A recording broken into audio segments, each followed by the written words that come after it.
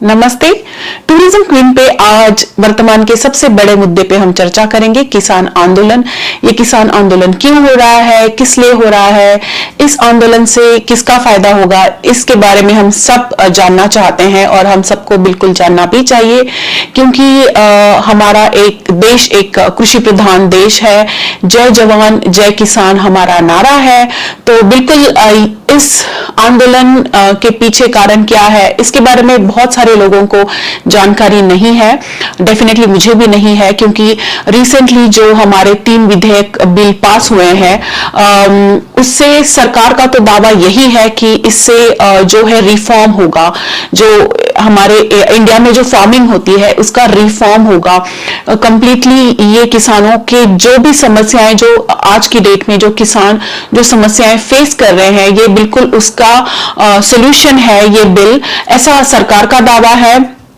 और अगर हम मोटा मोटी देखें as a consumer, as a individual, as a citizen, अगर हम देखें तो ये विधेयक कहीं ना कहीं किसानों के हित में है, ऐसा हम सोच रहे हैं। कि हम गलत भी हो सकते हैं, क्योंकि हम सब जानते हैं कि जो अन्न धान्य खाद्य या फल सब्जियां हम जो भी खरीदते हैं, अगर हम वो 100 रुपए में खरीद रहे हैं तो उसके लिए किसान को सिर्फ 10 रुपए तक ही मिलते हैं। तो डेफिनेटली किसान का उत्पीड़न होता है। जो किसान जितनी मेहनत ये धान उगाने में या फिर ये फल सब्जियां बनाने में जितनी मेहनत करते हैं, डेफिनेटली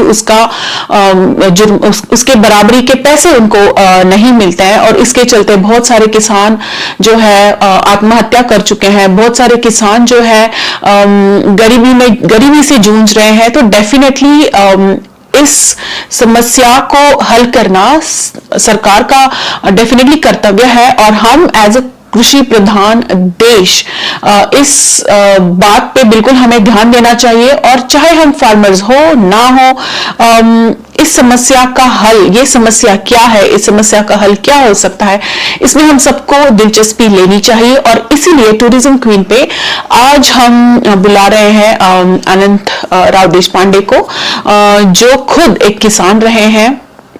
और डेफिनेटली जो ये 3 विधेयक जो पास हुए हैं, उसे अगर देखा जाए तो एज ए इंडिविजुअल ऐसे ही लगता है कि इसकी वजह से तो बिचौली हट जाएंगे। जो कमीशन देना पड़ता था वो कमीशन अब नहीं देना पड़ेगा। जो भी पैसे आएंगे वो डायरेक्टली किसान जो उसको उगाता है उसे ही उस धन को जो उगाता है उसी को मिलने वाले हैं।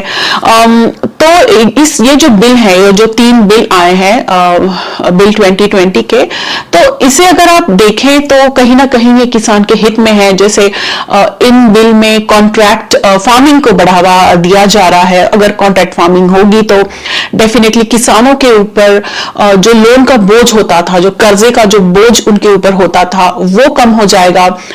जो इंस्टेबिलिटी होती है मार्केट की, उसके चलते अगर धान अगर ठीक से ना भी आए तो डेफिनेटली उनको इतना ये अफेक्ट नहीं करेगा। पर क्योंकि किसान को खुद को कर्जा नहीं चुकाना है, जो एक बहुत अच्छा सोल्यूशन है अगर आप देखें तो। बट ये किसानों की दृष्टि से ये कैसा है हम नहीं जानते। जैसे इन बिल में जो अन्न धान्य होता है, तेल या फल सब्जियां होती है, इनको इसेंशियल गुड्स से हटाने की भी बात की जा रही है। तो इससे क्या कालाबाजारी बढ़ सकती है? तो ऐसे बहुत सारे सवाल हैं जो हम सबको समझने चाहिए, भले ही हम किसान ना हो। बट आई थिंक इन सारी समस्याओं को हमें समझना चाहिए। तो किसानों का जो आंदोलन है, इससे उनका कितना हित होगा, क्या ये, क्योंकि जिस तरह से सरकार कह रही है कि ये जो बिल पास हुए हैं ये किसी भी हालत में पीछे नहीं लिए जाएंगे। तो किसानों का कहना यह भी है कि इससे जो है जो कॉर्पोरेट घराने हैं, जो कॉर्पोरेट स्लेवरी, इसके बारे में मैंने इसके पहले भी एक वीडियो डाला था कि क्या हम कॉर्पोरेट स्लेवरी की तरफ बढ़ रहे हैं। तो ये किसानों का ये भी कहना है कि ये जो हो रहा है उससे वो भी एक कॉर्पोरेट स्लेवरी में आ सकते हैं। क्योंकि ये जो लॉज हैं मैंने अपने एज ए इंडिविजुअल मैंने पढ़े हैं कि इसमें एमएसपी के ऊपर, मैक्सिमम सेलिंग प्राइस के ऊपर कुछ ठोस बात नहीं हुई है, हुई है नहीं हुई है ये मैं नहीं जानती, बट आई थिंक उसके चलते ही कॉर्पोरेट स्लेवरी के चांसेस है, जैसे कॉन्ट्रैक्ट फार्मिंग है, इससे क्या किसान जो है एक तरह से कॉर्पोरेट स्लेवरी में खींचे जाएंगे। ये बहुत सारे सवाल है, मुझे भी हैं और आई एम श्योर आपको भी है। और इस टॉपिक पे अनंत राव देशपांडे के सिवाय और कोई भी एक जो न्यूट्रल व्यू है वो नहीं दे सकता। वो इसलिए क्योंकि वो खुद एक किसान है, उनका बहुत बड़ा संघर्ष रहा है किसानों की लड़ाई में। वो शेतकरी संगठन के एक लीडर रह चुके हैं, मोर देन 35 इयर्स वो फ्रॉम फ्रंट वो लीड कर रहे हैं किसानों की समस्याओं को, बिल्कुल जमीनी लीडर हैं वो।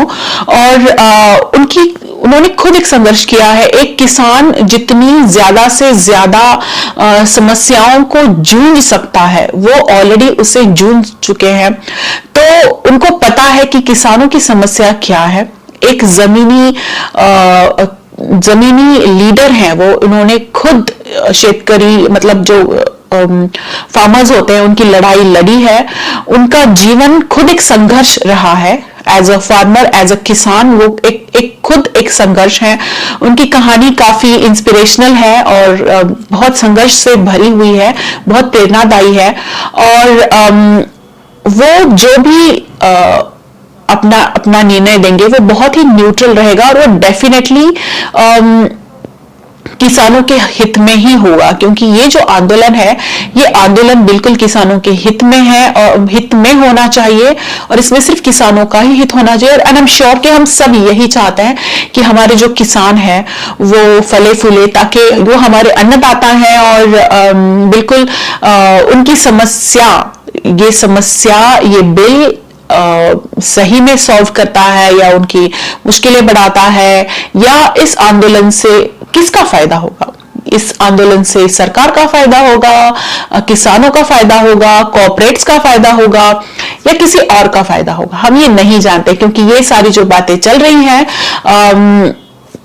सोशल मीडिया पे या न्यूज में या फिर डिस्कशंस में, we really do not know. तो आप बने रहिए हमारे साथ, हम हमारे बिल्कुल नेक्स्ट वीडियो में अनंत राव देशपांडे जो कि पुणे से हैं उनके साथ डिस्कशन करेंगे, और वो बहुत ही लंबा होने वाला है, इसलिए हमने ये वीडियो 2 सेशंस में बनाए हैं। So please make sure that you subscribe our YouTube channel and stay back with us till the end of this video, and of the coming video. I, Dipali Fadnis, on Tourism Queen. Thank you.